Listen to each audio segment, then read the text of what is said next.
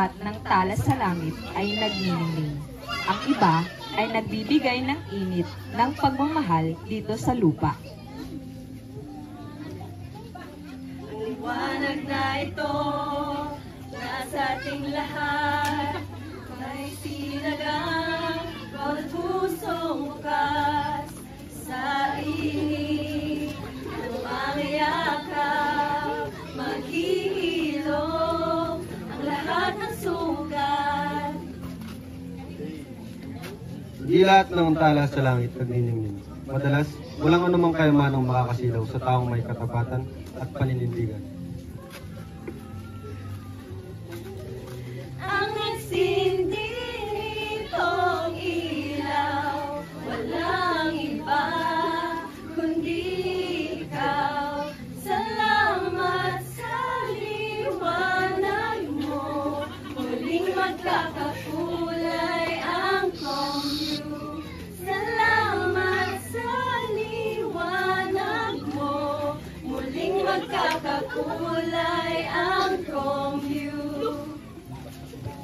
Hindi lahat ng tala sa langit nagniningning. Madalas sila ang mga katutubong laging nagsasabing kulang pa sa edukasyon pero nagpupuno ng aral sa amin.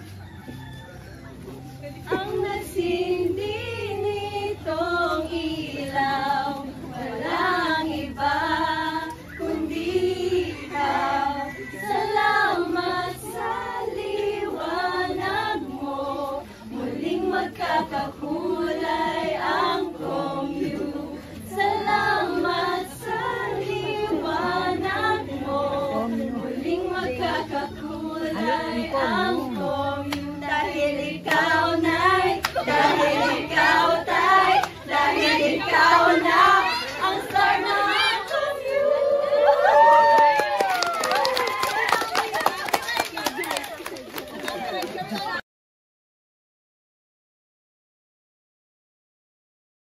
Bawat linggo, may isang non-government organization ang bumibisita sa isang komunidad sa Capas Tarlac.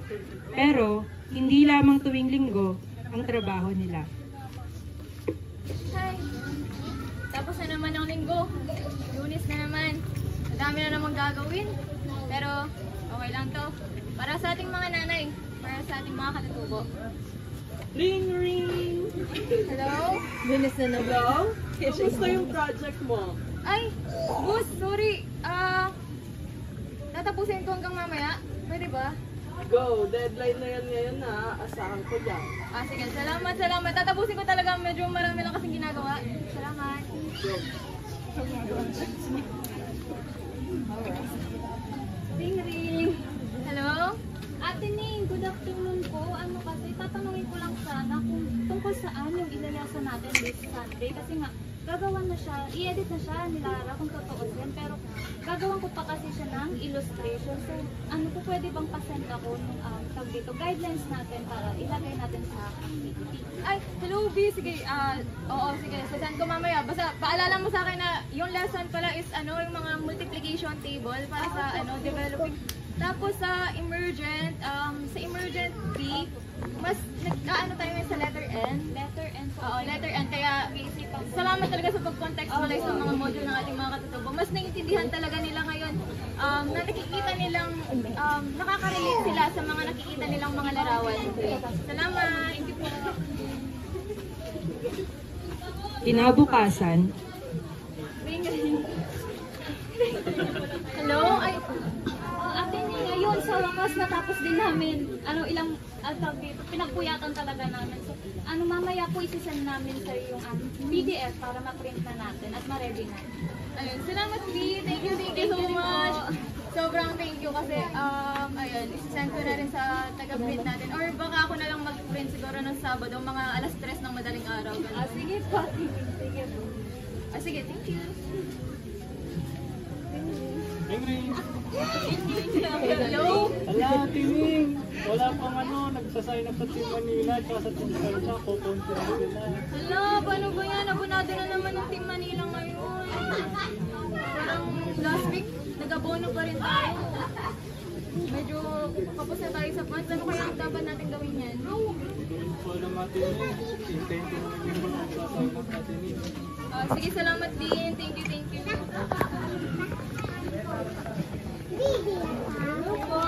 Available po ba or may slot po ba this weekend? May nag-chat. Parang mukhang gusto mag-volunteer.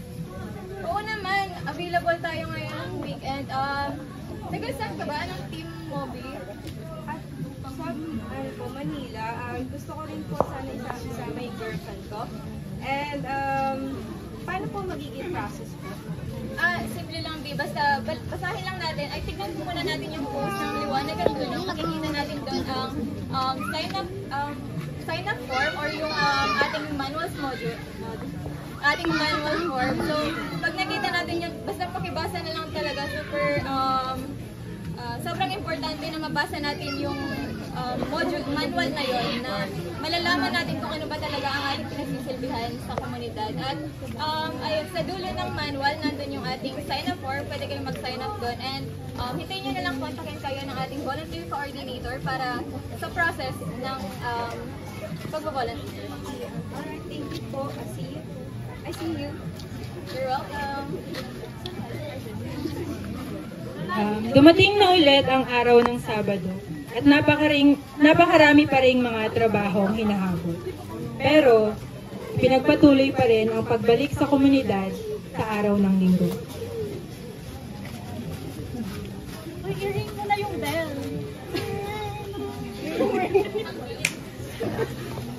Uy, nandito na ang ating mga nanay. Sige, mga volunteers, samahan ng ating mga nanay. Maupo na kayo sa tabi nila at maya-maya ay magsisimula na rin ang ating klase. Hintayin lang natin yung iba.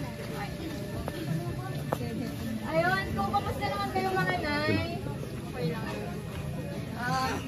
Sige, bago tayo magsimula, syempre, kailangan muna natin makilala ang isa't isa. Pero sa ating mga volunteers, pwede ko ba kayong tanongin, ano kaya yung ano yung rason nyo, bakit gusto nyo magturo dito sa komunidad? Or bakit kayo nag-volunteer dito sa community? Ako, since first time ko, I want to provide sana kahit basic education lang sa elders or sa mga bata. Salamat. Si ate kaya? Ako yung, ko din, sa mga elder pinangansagan nila. Willing talaga sila matuto para maturuan sila. Kahit ulit-ulit lang, willing na willing sila ito sa amin para matuto sila ng kasama. Ayun, salamat sa ating mga volunteers. Pero tanongin naman natin ngayon ang ating mga nanay. Nay, bakit po gusto ninyong matuto at gusto ninyong makapag-aral? Gusto ko matuto. Para hindi rin kayo maloko. Para naman gusto ko rin mag-share na nalalaman ko sa mga anak ko. Para matuto din sila. Salamat, Nay. Nanay.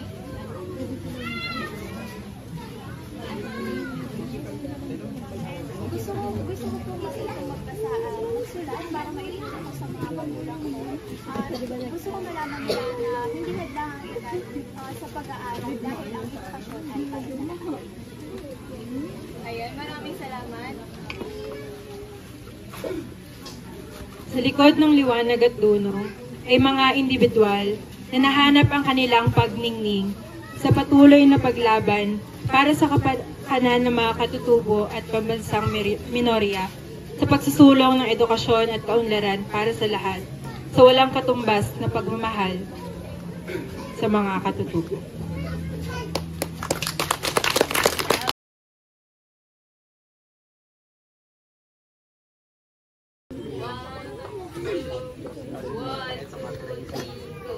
Ang nasindi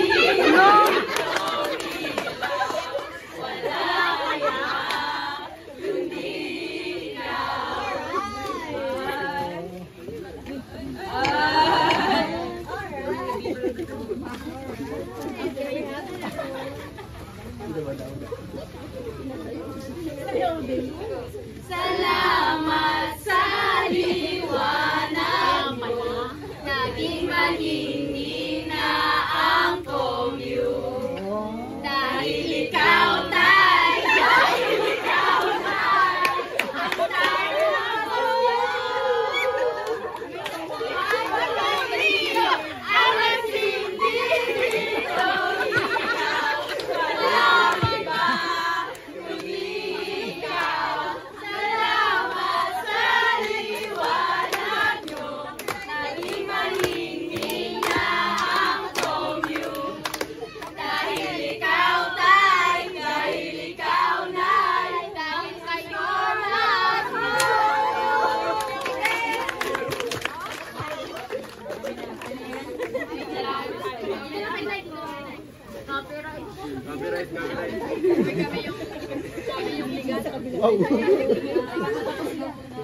Ang pagniningning ay kumukupas din, pero ang puso sa paglilikot ay hindi mapupundi hanggat may katutubong tumatanggap sa atin.